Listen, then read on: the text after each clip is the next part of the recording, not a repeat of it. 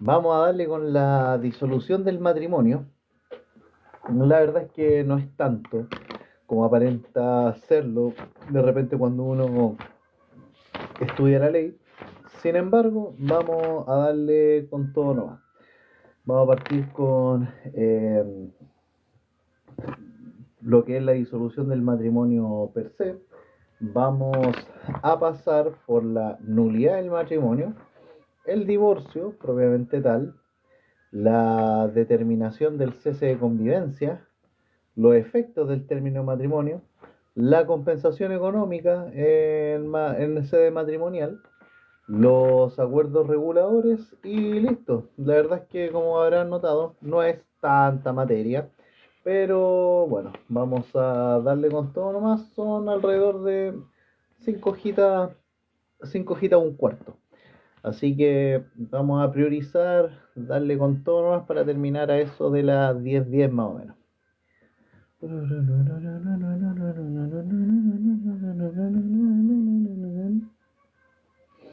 Disolución del matrimonio. La disolución del matrimonio puede ocurrir por muerte natural, no requiere ser señalado, sino que opera de pleno derecho, por muerte presunta, con el decreto de posesión definitiva de los bienes del desaparecido. Aquí también opera de pleno derecho la disolución del matrimonio, por nulidad, por divorcio y, ojo, por cambio de identidad de género por parte de uno de los cónyuges, también conocido como rectificación de sexo. Entonces, 5 son las causales por las cuales podemos disolver el matrimonio: muerte natural, muerte presunta, nulidad, divorcio y cambio de identidad de género por parte de uno de los cónyuges, o también llamada rectificación de sexo. Vamos con la nulidad de matrimonio. Vamos a partir con la nulidad de matrimonio. El matrimonio solo puede ser declarado nulo por alguna causal que debe haber existido al tiempo de la celebración del matrimonio. Ojo con eso.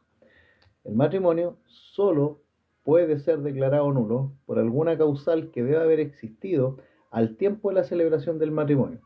¿Y cuáles son las causales que dan, por así decirlo, pie a la nulidad del matrimonio? La verdad es que son especialmente tres. La primera es cuando un contrayente tiene alguna incapacidad de los artículos 5, 6 o 7 de la nueva ley de matrimonio civil. Aquí se refiere a los impedimentos dirimentes absolutos y a los impedimentos dirimentes relativos.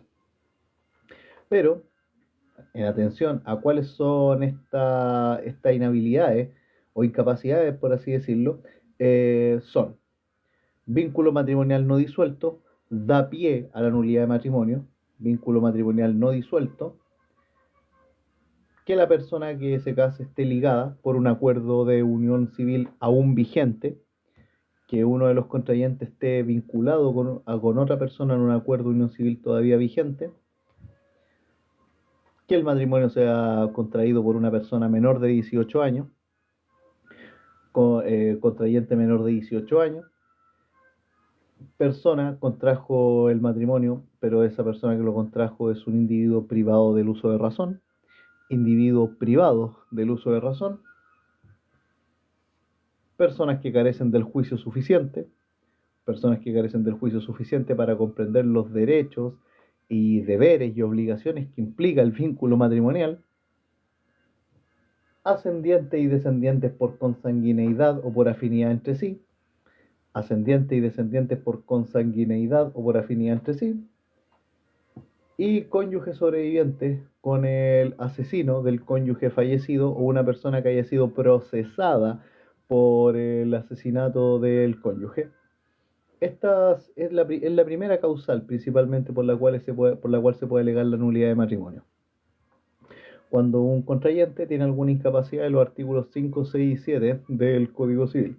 Vínculo matrimonial no disuelto, que esté ligado todavía con otra persona por un acuerdo de unión civil todavía vigente, que haya sido un menor de 18 años, un individuo privado del uso de razón, o que carezca del juicio suficiente para comprender los derechos y deberes del vínculo matrimonial, ascendientes y descendientes por consanguineidad o por afinidad entre sí, ascendientes y descendientes por consanguineidad o por afinidad entre sí, y cónyuge sobreviviente con el asesino del cónyuge muerto, cónyuge sobreviviente con el asesino del cónyuge muerto, o con una persona que haya sido procesada en este mismo caso, cualquiera sea el grado de autoría, autor, cómplice o encubridor.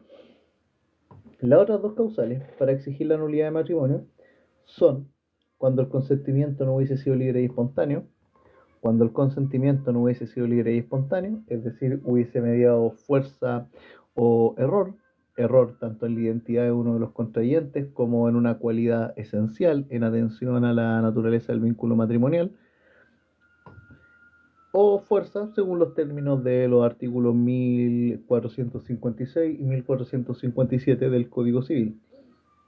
Y una tercera causal de nulidad es la del matrimonio celebrado ante testigos inhábiles. Matrimonio celebrado ante testigos inhábiles. Bien, esas serían las causales de la nulidad de matrimonio. Ojo con eso. El titular de la acción de nulidad de matrimonio, corresponde a cualquiera de los presuntos cónyuges. Corresponde a cualquiera de los presuntos cónyuges, cualquiera. Sin embargo, hay casos donde solo uno de los cónyuges presuntos le corresponde la acción. Casos donde solo a uno de los cónyuges presuntos le corresponde la acción. ¿Cuáles son estos casos? Bueno, primero, la nulidad puede ser solicitada por cualquier persona fundándose en el interés superior del niño. La nulidad puede ser solicitada por cualquier persona fundándose en el interés superior del niño, niña o adolescente. La nulidad puede ser solicitada por cualquier persona fundándose en el interés superior del niño, niña o adolescente. Segundo, la nulidad fundada en consentimiento viciado le corresponde al cónyuge que sufrió de error o fuerza. La nulidad fundada en consentimiento viciado le corresponde al cónyuge que sufrió error o fuerza. La nulidad fundada entonces en consentimiento viciado le corresponde al cónyuge que sufrió error o fuerza. Por otro lado, la nulidad fundada en un vínculo matrimonial previo no disuelto le corresponde al cónyuge anterior o a sus herederos. La nulidad fundada en un vínculo matrimonial previo no disuelto le corresponde al cónyuge anterior o a sus herederos. Y cuarto, cualquier persona tendrá la titularidad de la acción en interés de la moral y de la ley, y cuando la causal es casarse con un familiar o con un asesino. Entonces, cualquier persona tendrá la titularidad de la acción en interés de la moral y de la ley cuando la causal es casarse con un familiar o con el asesino. Entonces, señalar que el titular de la acción de nulidad de matrimonio es cualquiera de los presuntos cónyuges, pero hay casos donde solo uno de estos presuntos cónyuges le corresponde ejercer la acción. Primero, cuando la nulidad puede ser solicitada por cualquier persona, fundándose en el interés superior del niño o niña adolescente. Nulidad fundada en consentimiento viciado, donde le corresponde al cónyuge que sufrió el error o la fuerza. Nulidad fundada en un vínculo matrimonial previo no disuelto, que le corresponde al cónyuge anterior o a sus herederos. Y bueno, cualquier persona tendrá la titularidad de la acción de nulidad en interés de la moral y la ley cuando la causal es casarse con un familiar o con el asesino del cónyuge fallecido. La acción de nulidad no prescribe, salvo en los siguientes casos. La acción de nulidad no prescribe, salvo en los siguientes casos, que son, primero, prescribirá en 3 años contados desde que desaparece el hecho que origina el vicio de error o fuerza. Prescribirá en 3 años contados desde que desaparece el hecho que origina el error o la fuerza. Acción de nulidad entonces de matrimonio entonces no prescribe, salvo en los siguientes casos. Primero, prescribirá en 3 años contados desde que desaparece el hecho que origina el vicio de error o fuerza. O prescribirá en un año cuando un matrimonio es celebrado en artículo de muerte, contado desde la fecha del cónyuge enfermo. Prescribirá en un año cuando un matrimonio celebrado en artículo de muerte, contado desde la fecha de la muerte del cónyuge enfermo. O bien, también prescribirá en un año cuando se funden la falta de testigos hábiles, contado desde la celebración del matrimonio. Prescribirá en un año cuando se funde en la falta de testigos hábiles, contado un año desde la celebración del matrimonio. Prescribirá entonces en un año cuando se funde en la falta de testigos hábiles, contado desde la celebración del matrimonio. Ojo con esto. Deducida la acción de nulidad fundada en la existencia de un matrimonio anterior, cuando, deducida la nulidad fundada en la existencia de un matrimonio anterior, se aduce también la nulidad de este matrimonio, se resolverá en primer lugar la validez o nulidad del matrimonio precedente. Ojo, miren este detalle. Cuando la acción de nulidad fundada en la existencia de un matrimonio anterior se aduce también la de nulidad de este matrimonio, o sea, dos matrimonios nulos al hilo, se resuelve en primer lugar la validez o nulidad del matrimonio precedente. La nulidad produce su efecto desde la fecha en que queda ejecutoriada la sentencia que la declara.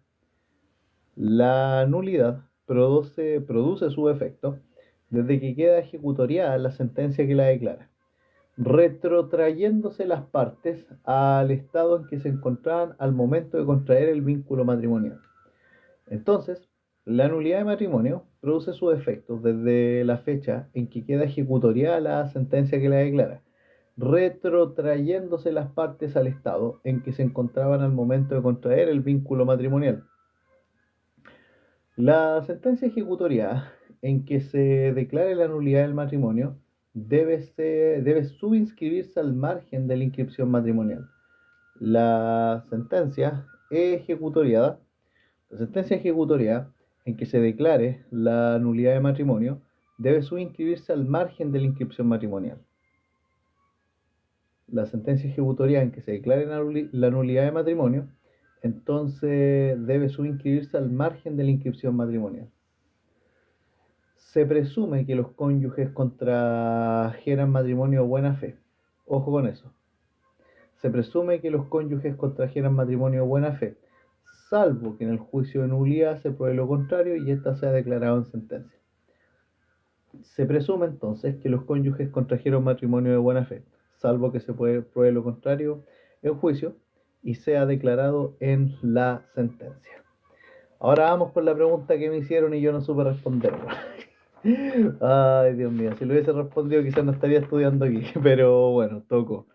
Vale. Vamos a hablar del divorcio. Vamos a hablar del divorcio ahora. ¿Qué es el divorcio? El divorcio es la sentencia judicial que disuelve el matrimonio válidamente celebrado a consecuencia de haber cesado la vida en común o por la conducta culpable de algún cónyuge, cumpliéndose los demás requisitos que señala la ley. Entonces el divorcio, para que no se lo olvide, es una sentencia judicial, claro, no es erróneo decir eso, es una sentencia judicial que disuelve el matrimonio válidamente celebrado a consecuencia de haber cesado la vida en común o por una conducta culpable de algún cónyuge, concurriendo los demás requisitos legales. El divorcio se puede clasificar en dos categorías. El divorcio se puede clasificar en dos categorías en virtud de su causal. El divorcio se puede clasificar en dos categorías en virtud de su causal. ¿Cuáles son las categorías de divorcio? Tenemos el divorcio culpable y el divorcio por cese de convivencia. Tenemos el divorcio culpable y el divorcio por cese de convivencia. El divorcio culpable es aquel en el cual un cónyuge tuvo alguna conducta que configure una causal genérica de infracción grave a los derechos y deberes del matrimonio o para con los hijos. Se requiere que esta infracción haga intolerable la vida en común. se requiere que esta infracción haga intolerable la vida en común. Entonces, el divorcio culpable es aquel en el cual un cónyuge tuvo alguna conducta que configura una causal genérica de infracción grave a los derechos y deberes del matrimonio o para con los hijos. Se requiere que esta infracción haga intolerable la vida en común. Y el otro divorcio que tenemos es el divorcio por cese de convivencia. Tenemos el divorcio por cese de convivencia, que es de dos clases: bilateral y unilateral. El divorcio por cese de convivencia bilateral es también denominado el divorcio de común acuerdo y exige como requisito que los cónyuges acrediten su cese de convivencia de a lo menos 3 años. Entonces, en el divorcio por cese de convivencia, este puede ser de dos clases. Puede ser bilateral o puede ser unilateral. El divorcio por cese de convivencia bilateral es también denominado el divorcio común acuerdo y exige como requisito que los cónyuges acrediten un cese de convivencia de a lo menos 1 año. Saludos, amigo Seba. Y ahora, el divorcio por cese de convivencia unilateral, aquí hay otro tema, es aquel solicitado por uno de los cónyuges y exige un cese de convivencia de a lo menos de 3 años. El divorcio por cese de convivencia unilateral es aquel solicitado por uno de los cónyuges y exige un cese de convivencia de a lo menos de 3 años. Relativo al divorcio culpable, este tiene dos particularidades. El divorcio culpable tiene dos particularidades que vamos a destacar. Solo puede demandarlo el cónyuge víctima, y un cónyuge quedará calificado como culpable, lo cual puede afectar su derecho a compensación económica. Lógico, me parece de toda justicia. Recuerden que el divorcio culpable es aquel en el cual un cónyuge tuvo una conducta que atenta contra los derechos y deberes del matrimonio o para con los hijos. Tuvo una conducta genérica, un cónyuge, que afecta los derechos y deberes que tiene tanto con el otro cónyuge o como con tu hijo, con sus hijos. Y se requiere ante todo que la infracción de este cónyuge culpable haga intolerable la vida en común. Los divorcios, el divorcio culpable tiene dos particularidades. Entonces, que solo puede demandarlo el cónyuge víctima, por así decirlo, y el cónyuge queda calificado como culpable, lo cual el otro cónyuge puede quedar calificado como culpable, o queda calificado como culpable, lo cual puede afectar su derecho a la compensación económica. Tanto los divorcios bilaterales como unilaterales requieren que se acredite el cese de convivencia. Ambos requieren que se acredite el cese de convivencia, tanto el divorcio unilateral como el bilateral, el cual se puede hacer de las siguientes maneras. De estas maneras se puede acreditar el cese de convivencia, amigos míos. Así mismo.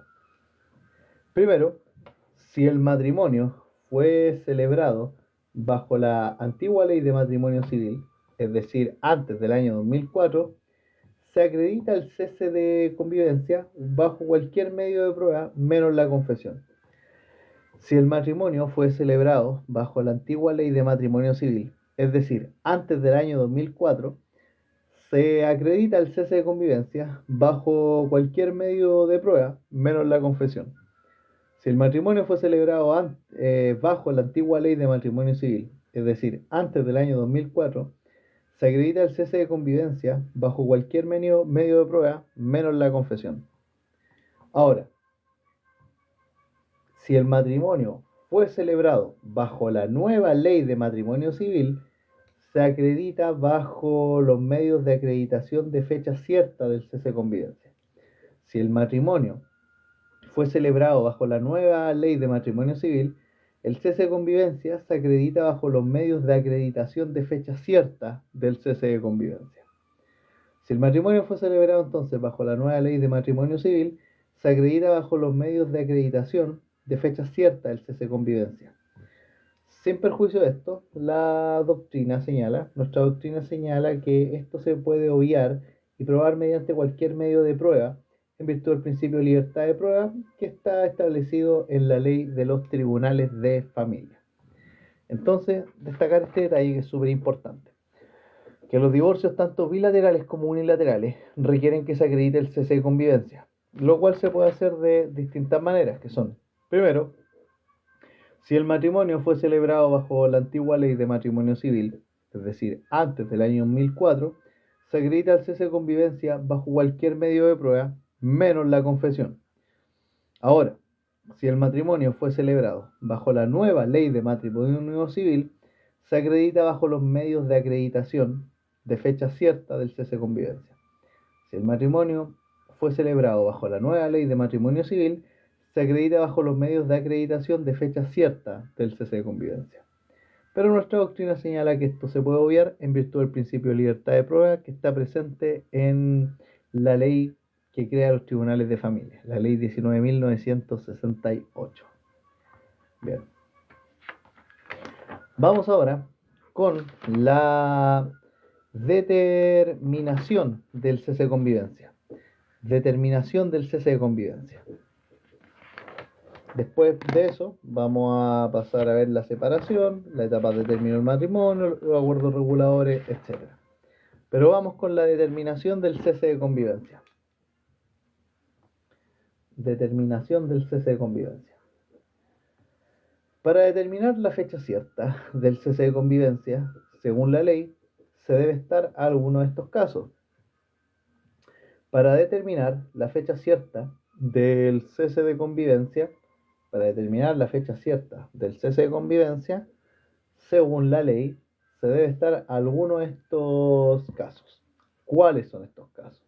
Bueno, primero, cuando el acuerdo se haya hecho por escritura pública, acta extendida ante notario o acta extendida ante el oficial del registro civil de identificación o por transacción aprobada judicialmente. Así se puede acreditar un cese de convivencia. Para determinar la fecha del cese de convivencia, según el caso, se debe estar alguno de estos casos. Cuando el acuerdo del cese de convivencia se haya hecho por escritura pública, acta extendida ante notario, acta extendida por el oficial del registro civil de identificación o transacción aprobada judicialmente. Por otro lado, con la notificación de una demanda sobre materias que suponen la no existencia de convivencia. Otra forma de acreditar o determinar la fecha cierta de convivencia es con la notificación de una demanda sobre materias que suponen la no existencia de una convivencia. Con la notificación de una demanda sobre materias que suponen la no existencia de la convivencia. Como puede ser, por ejemplo, una demanda de alimentos o una demanda de relación directa o regular. Esta sería una determinación tácita de la fecha cierta de convivencia, con la notificación de una demanda sobre materias que suponen la no existencia de la convivencia, como una demanda de alimentos o una demanda de relación directa y regular. Y una tercera forma de determinar la fecha cierta del cese de convivencia,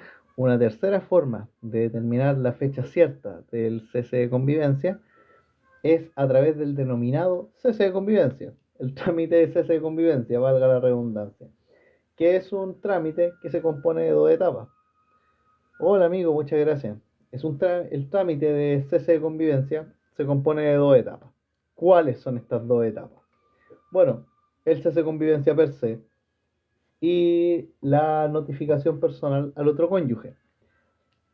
Entonces, a través del trámite denominado cese de convivencia, la primera etapa es el cese de convivencia y consiste en que uno de los cónyuges deja constancia del cese de convivencia por escritura pública o acta extendida ante notario u oficial del registro civil de identificación o declaración ante el Tribunal de Justicia. Y la segunda etapa es la de notificación personal al otro cónyuge. Entonces, en cuanto a la determinación del cese de convivencia, señalar que este se compone de dos etapas. El cese de convivencia per se, que consiste en que uno de los cónyuges deja constancia del cese de convivencia por escritura pública o acta extendida por notario u oficial del registro civil o declaración ante el Tribunal de Familia o notificación personal al otro cónyuge. Y claro, esto por medio del trámite del cese de convivencia, que tiene la etapa del cese de convivencia per se, que es dejar constancia ante notario, ante oficial del registro civil o declaración de un tribunal de justicia, del tribunal de familia, que la convivencia cesó y que se notifica al otro cónyuge. Las otras dos formas son notificación de una demanda sobre materias que suponen la no existencia de convivencia o un acuerdo que sea extendido por escritura pública, acta extendida ante notario u oficial del registro civil o una transacción. Bien, eso respecto a la determinación del cese de convivencia. Vamos a hablar ahora de la separación. Vamos a hablar ahora de la separación. Vamos a hablar ahora de la separación. Miren, yo creo, chicos, que en virtud de la hora y para asegurar una mayor continuidad y no andar cortado de sueño, vamos a terminar este live y mañana vamos a continuar con filiación. Y mañana le vamos a meter caña con todo contrato y vamos a terminar antes, de hecho. Bien, vamos con separación entonces. La separación es una institución que está regulada en la nueva ley del matrimonio civil. La separación es una institución regulada en la nueva ley del matrimonio civil. La separación es una institución regulada en la nueva ley de matrimonio civil. Consiste en que los cónyuges dejan de vivir juntos sin que, ojo, esto conlleve la disolución del matrimonio. Es decir, aquí cesa el derecho deber de convivencia. La separación entonces consiste en que los cónyuges dejan de vivir juntos sin que esto lleve a la disolución del matrimonio. Por lo que aquí cesa el derecho deber de convivencia. La separación cesa el derecho deber de convivencia. La norma o la ley clasifica la separación en dos grandes grupos. La ley clasifica la separación en dos grandes grupos. ¿Cuáles son estos dos grandes grupos? La separación de hecho y la separación judicial. Tenemos la separación de hecho y la separación judicial.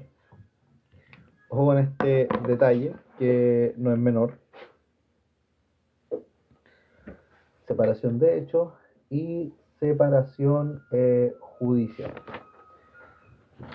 Ya nos va quedando poco, chicos, nos quedan muy pocos temas. Respecto a la separación de hecho, la separación de hecho se produce cuando, por cualquier motivo, los cónyuges dejan de vivir juntos. La separación de hecho se produce cuando, por cualquier motivo, los cónyuges dejan de vivir juntos. Implica tanto que un cónyuge se vaya del hogar común como que uno de los cónyuges ya no tenga vida en común, sin que esto implique que uno deba irse de la casa. Es la situación más común, la separación de hecho.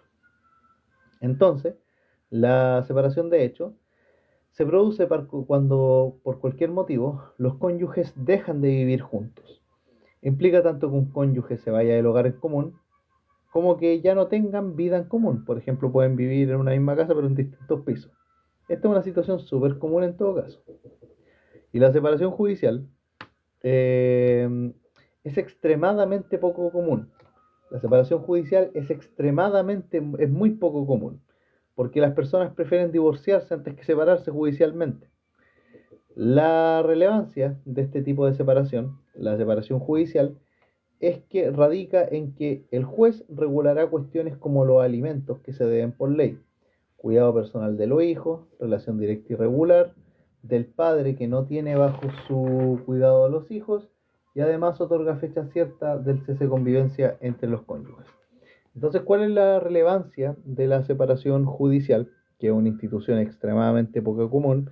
Es que el juez va a regular cuestiones como los alimentos que se deben por ley y el cuidado personal de los hijos y la relación directa y regular del padre que no tiene bajo su cuidado a los hijos y que además le otorga fecha cierta al cese de convivencia de los cónyuges.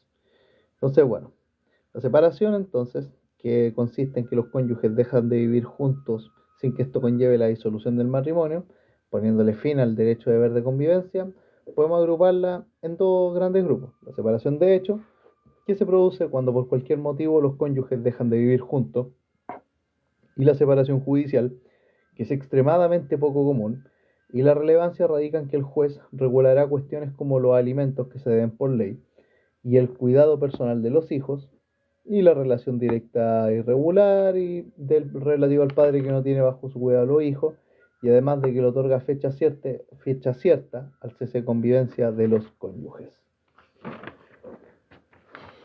Toquemos ahora cuáles los efectos de la separación de hecho. ¿Cuáles son los efectos de la separación de hecho? Los efectos de la separación de hecho es que se suspenden tres derechos deberes. Con la separación de hecho se suspenden tres derechos deberes. Con la separación de hecho se suspenden tres derechos deberes, que son el derecho deber de convivencia, cohabitación y fidelidad. Con la separación de hecho se suspende el derecho deber de convivencia, cohabitación y fidelidad. Convivencia, de vivir juntos. Cohabitación, de dormir juntos y copular. Y el derecho deber de fidelidad, porque ya la exclusividad, ¿para qué? No tiene sentido. Entonces, estos son los efectos de la separación de hecho. Se suspenden los derechos deberes de convivencia, cohabitación y fidelidad. La reanudación de la vida en común exige ánimo de permanencia, según la ley. La reanudación de la vida en común exige el ánimo de permanencia.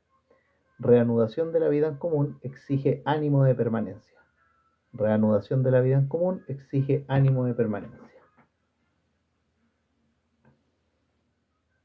Si esto ocurre, se restablecen los derechos deberes suspendidos, que son convivencia, cohabitación y fidelidad. Se restablecen estos tres derechos deberes cuando hay reanudación de la vida en común y con ánimo de permanencia, y se pierde todo el tiempo que los cónyuges llevaban separados. Bien. Hablemos ahora de los efectos del término de matrimonio. Efectos del término de matrimonio. ¿Cuáles son los efectos del término de matrimonio? Bueno, si el matrimonio fue disuelto mediante divorcio,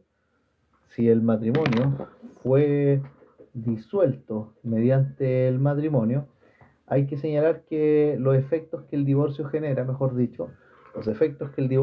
en este caso son: primero, se disuelve el matrimonio, lo natural y obvio. Se disuelve el matrimonio, se crea el estado civil de divorciado,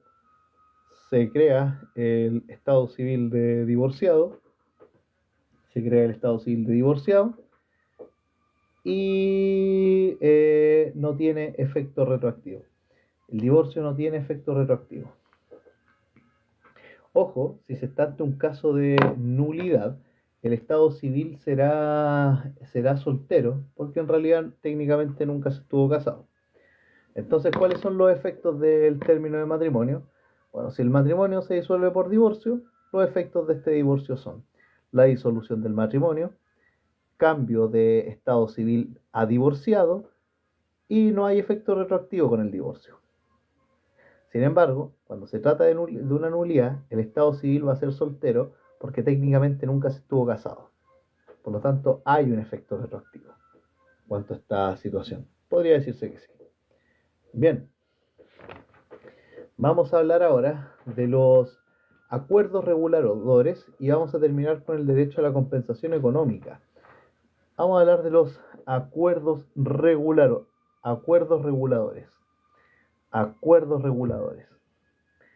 Los acuerdos reguladores o acuerdo matrimonial está tratado por la nueva ley de matrimonio civil y surge a consecuencia de la institución de la separación de hecho y consiste en la posibilidad que otorga el legislador de evitar la judicialización en materias de familia.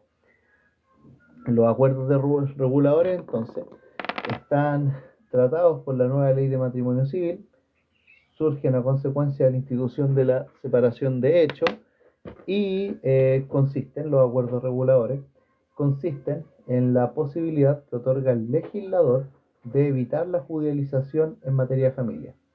Los acuerdos reguladores consisten en que el legislador busca evitar la judicialización en materia de familia, evitarse un proceso. Estos acuerdos, los acuerdos reguladores, miren, son más bien una excepción a la regla en, en materia de derecho de familia, porque no son solemnes. Los acuerdos reguladores son convenciones, pero no son solemnes. Es la excepción a la regla en materia de familia. Pero dentro de lo posible se requiere cumplir con dos parámetros. Estos acuerdos, como dijimos entonces, los acuerdos reguladores, que consisten en la posibilidad que otorga el legislador de evitar la judicialización en materia de familia. Si bien estos acuerdos no son solemnes, dentro de lo posible requieren cumplir con dos parámetros que son súper importantes, que son que el acuerdo sea completo y que el acuerdo sea suficiente. ¿Y qué significa que el acuerdo sea completo y suficiente? ¿Qué carajo significa que el acuerdo sea completo y suficiente, amigos míos? Bueno, que el acuerdo sea completo significa que tiene que tratar de las siguientes materias. Debe zanjar las siguientes materias que el acuerdo sea completo: alimentos entre cónyuges, cuidado personal de los hijos, alimentos para los hijos, relación directa regular con los hijos. Y que sea suficiente es que vele por el interés superior de los niños y otorgue protección al cónyuge más débil. Entonces, los acuerdos reguladores, que esta materia es súper importante, el acuerdo matrimonial o los acuerdos reguladores o acuerdos matrimoniales consisten en la posibilidad que otorga el legislador de evitar la judicialización en materia de familia. Estos acuerdos no son solemnes, pero requieren cumplir dos parámetros: que el acuerdo sea completo y suficiente. Que el acuerdo sea completo significa que fije materias como alimentos entre cónyuges, alimentos para con los hijos, cuidado personal de los hijos, relación directa y regular con los hijos y, bueno, cuidado personal. Que el acuerdo sea completo entonces significa que zanja materias como alimentos entre cónyuges, alimentos para con los hijos, cuidado personal de los hijos, relación directa y regular con los hijos, etcétera. Y que el acuerdo sea suficiente implica lo siguiente: que el acuerdo vele por el interés superior de los hijos y que otorgue la protección al cónyuge más débil. Que el acuerdo sea suficiente, entonces, se corresponde a que, o se refiere a que el acuerdo vele por el interés superior de los hijos y otorgue protección al cónyuge más débil.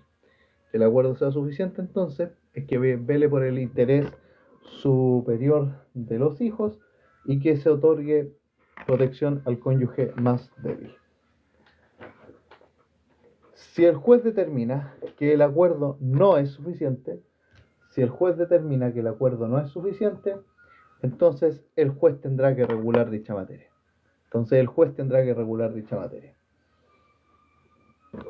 La presentación del acuerdo completo y suficiente se hace al juez cuando las partes por algún motivo tuvieron que presentarse ante dicha autoridad, por ejemplo, ante una demanda de divorcio. La presentación del acuerdo completo y suficiente se hace al juez cuando las partes, por algún motivo, tuvieron que presentarse ante dicha autoridad, por ejemplo, ante una demanda de divorcio. Hola amigo Jazz, no, de derecho civil, pero no, desde las 3:30 de la tarde, ahí hemos repasado un poco. Ya procesal estamos listos. Bueno, entonces la presentación del acuerdo completo y suficiente se hace al juez cuando las partes, por algún motivo, tuvieron que presentarse ante dicha autoridad, por ejemplo, ante una demanda de divorcio. La ley otorga un efecto secundario a este acuerdo completo y suficiente, el cual es dar fecha cierta a la separación. La ley otorga un efecto secundario a este acuerdo, que es dar una fecha cierta a la separación. Sin embargo, para que dicho efecto se genere, es necesario que el acuerdo conste en escritura pública. Ojo con ese detalle. ¿Saben qué, cabros? Voy a hacer un post de esta cuestión. Así que cuidado. hay que ponerlo. Bueno, entonces, para el acuerdo completo y suficiente, la ley otorga un efecto secundario a este acuerdo, el cual es dar fecha cierta a la separación. Por ejemplo, cese de convivencia.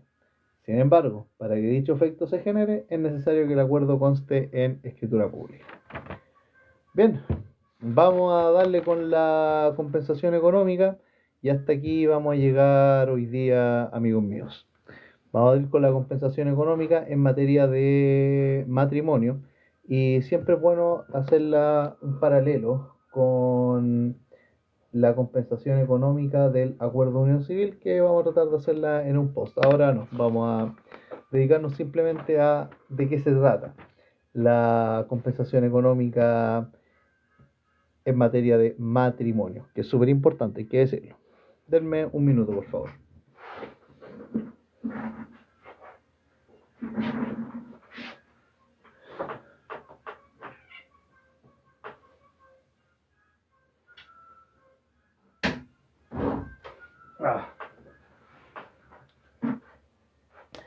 Bien, la compensación económica se puede definir como el derecho que da la ley al cónyuge más débil económicamente hablando una vez que el matrimonio se disuelve.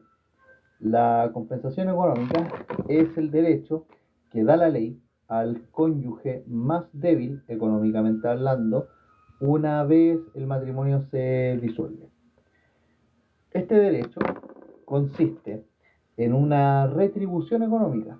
Consiste en una retribución económica valorando el tiempo que el cónyuge más débil dedicó al cuidado de la familia y hogar, bajo el supuesto de que en dicho tiempo no pudo ser empleado por ella para generar sus propios ingresos o el desarrollo de alguna actividad laboral. Entonces la compensación económica es el derecho que la ley le da al cónyuge más débil, económicamente hablando, por favor, económicamente hablando, una vez que el matrimonio se disuelve. Este derecho, como dijimos, consiste en una retribución económica, valorando el tiempo que el cónyuge más débil dedicó al cuidado de la familia y del hogar, bajo el supuesto, de que dicho tiempo no pudo ser empleado para generar ingresos o desarrollar cualquier otra actividad laboral.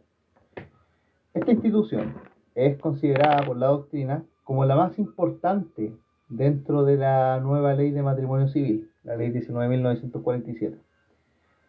Incluso más que el divorcio mismo. Pues cáchense la importancia de esta institución de la compensación económica.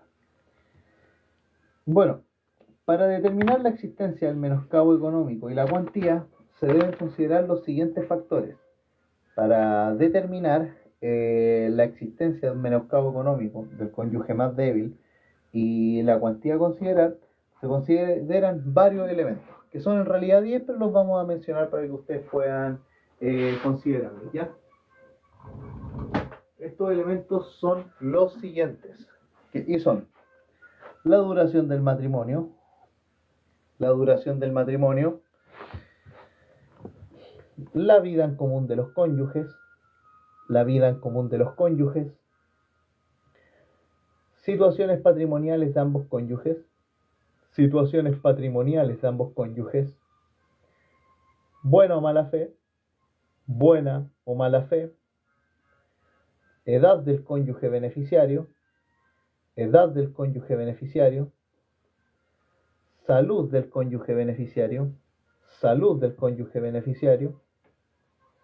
beneficios previsionales y de salud del cónyuge beneficiario,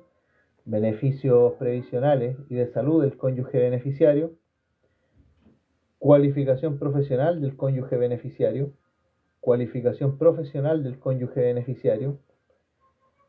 posibilidad de acceso al mercado laboral del cónyuge beneficiario, y colaboración que hubiere prestado a las actividades lucrativas del otro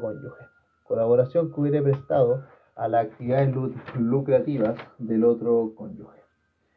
Entonces, la compensación económica en materia matrimonial es el derecho que da la ley al cónyuge más débil económicamente hablando una vez que el matrimonio se disuelve, y consiste en una retribución económica valorando el tiempo que el cónyuge más débil dedicó al cuidado de la familia y al hogar, bajo el supuesto de que en dicho tiempo no pudo ser empleado para generar ingresos o desarrollar alguna otra actividad laboral. Parte de la doctrina considera que esta institución es incluso más importante que el divorcio. Para determinar la existencia del menoscabo económico y la cuantía, para determinar existencia del menoscabo económico y cuantía, se debe considerar duración del matrimonio, vida en común de los cónyuges, situación patrimonial de ambos cónyuges, edad y salud del cónyuge beneficiario, beneficios previsionales del cónyuge beneficiario, cualificación personal del cónyuge beneficiario, posibilidad de acceso al mercado laboral del cónyuge beneficiario,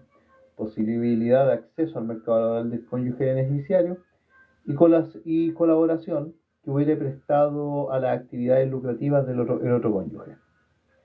Esos son los aspectos que se consideran al momento de determinar el menoscabo económico y la cuantía de la compensación económica. Duración del matrimonio, vida en común de los cónyuges, situación patrimonial de ambos cónyuges, edad, salud del cónyuge beneficiario, beneficios previsionales del cónyuge beneficiario, cualificación profesional del cónyuge beneficiario, posibilidad de acceso al mercado laboral de este, y colaboración que le haya prestado económicamente al otro cónyuge. Señalar que si se decreta el divorcio en virtud del artículo 54 de la nueva ley de matrimonio civil, que se refiere a la falta imputable o divorcio culpable, cuando un cónyuge transgrede los deberes del matrimonio, tanto con respecto al cónyuge como con respecto a los hijos, y que haga intolerable la vida en común. Si el divorcio es producto de esto, el juez puede denegar la compensación económica que le corresponde al cónyuge que dio lugar a la causal o disminuir prudencialmente su monto. Si se decreta el divorcio por la causal de divorcio culpable, el juez puede denegar la compensación económica que le corresponde al cónyuge que dio lugar a la causal o disminuir prudencialmente su monto. La compensación económica, su monto y pago serán convenidos por los cónyuges mediante acuerdo que constará en escritura pública o en acta de avenimiento, las cuales se someterán a la aprobación del tribunal. A falta de acuerdo, entonces esto lo determinará el juez. Entonces, la compensación económica, su monto y forma de pago serán convenidos por los cónyuges mediante acuerdo que constará en escritura pública o en acta de avenimiento, las cuales se someterán a la aprobación del tribunal. A falta de acuerdo, lo determinará el juez. Entonces, la compensación económica, su monto y forma de pago serán convenidos por los cónyuges mediante acuerdo que constará en escritura pública o acta de avenimiento, las cuales se someterán a la aprobación del tribunal. A falta de acuerdo, lo determinará el juez. Si este derecho no es solicitado en un escrito de demanda por divorcio, el juez deberá informar a los cónyuges la existencia de este derecho en la audiencia preparatoria. Si este derecho no es solicitado en un escrito de demanda por divorcio, el juez deberá informar a los cónyuges la existencia de dicho derecho durante la audiencia preparatoria. Miren, aquí hay una distinción con el acuerdo de unión civil. El acuerdo de unión civil, cuando es un término unilateral del mismo, en la notificación que informa al otro cónyuge el término unilateral, se deja constancia de la existencia de ese derecho, pero en el contenido de dicha notificación. Acá hay una distinción porque si este derecho a la compensación económica no es solicitado en un escrito de demanda de divorcio, el juez deberá informar a los cónyuges la existencia de este derecho durante la audiencia preparatoria. Las modalidades en que se puede determinar la compensación económica por el juez son las siguientes. Las modalidades en que se puede determinar la compensación económica por el juez en la sentencia son las siguientes. Modalidades en que se puede determinar la compensación económica por el juez en la sentencia. ¿Cuáles son? Bueno, así. Entrega de una suma de dinero entrega de una suma de dinero en una o varias cuotas reajustables, entrega de una suma de dinero en una o varias cuotas reajustables, entrega de acciones, entrega de acciones, entrega de bienes. Esto se ve mucho, por ejemplo, cuando hay ciertos divorcios y el bien que puede, por así decirlo, cubrir la cuota de compensación económica es un bien raíz. Hay varias personas que sí lo hacen. Hola Constanza, ¿qué tal? Y también la constitución de derechos de usufructo, uso o habitación respecto de bienes que sean de propiedad del cónyuge deudor. Constitución de derechos de usufructo, uso o habitación respecto de bienes que sean de propiedad del cónyuge del deudor. Estos son derechos reales que se constituyen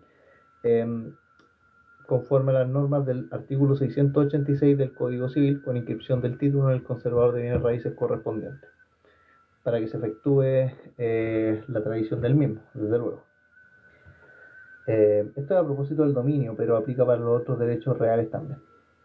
Entonces, las modalidades en que se puede determinar la compensación económica por el juez en la sentencia son: entrega de una suma de dinero en una o varias cuotas reajustables, entrega de suma de dinero en una o varias cuotas reajustables, entrega de acciones, entrega de acciones, entrega de dinero, entrega de acciones o entrega de bienes, entrega de bienes. Ojo, en la entrega de bienes, precisar que si el deudor no tuviera suficientes bienes para solucionar el monto de la compensación económica, el juez puede dividir el monto en cuantas cuotas fuere necesario, tomando en consideración la capacidad económica del cónyuge deudor. El valor de cada cuota debe ser expresado en una unidad reajustable. Esta cuota se considerará alimentos para efectos de su cumplimiento. Y otra forma es, por la constitución de derechos de usufructo, uso o habitación respecto de bienes que sean de propiedad del cónyuge deudor. Entonces, ya para terminar, y con esto lo liberamos y terminamos hoy día, las modalidades en que se puede determinar la compensación económica por el juez en la sentencia son: entrega de una suma de dinero en una o en varias cuotas reajustables, entrega de acciones, entrega de bienes. Si el deudor no tuviera suficientes bienes para solucionar el monto de la compensación económica, el juez puede dividir el monto en cuantas cuotas fuera necesario, tomando en consideración la capacidad económica del cónyuge deudor. El valor de cada cuota se debe expresar en una unidad que sea reajustable y esta cuota se considerará alimentos para efectos de su cumplimiento. Otra modalidad para poder determinar la compensación económica es la constitución de derechos de usufructo, uso o habitación respecto de bienes que sean propiedad del cónyuge deudor. Constitución de derechos de usufructo, uso o habitación respecto de bienes que sean de propiedad del cónyuge deudor. Y eso, amigos míos, hemos terminado. Hemos acabado por hoy. Muchas gracias por haber llegado hasta acá y ya mañana vamos a continuar con filiación, porque si seguimos vamos a terminar como a la 1 de la mañana y no es la idea. Saludos, bendiciones.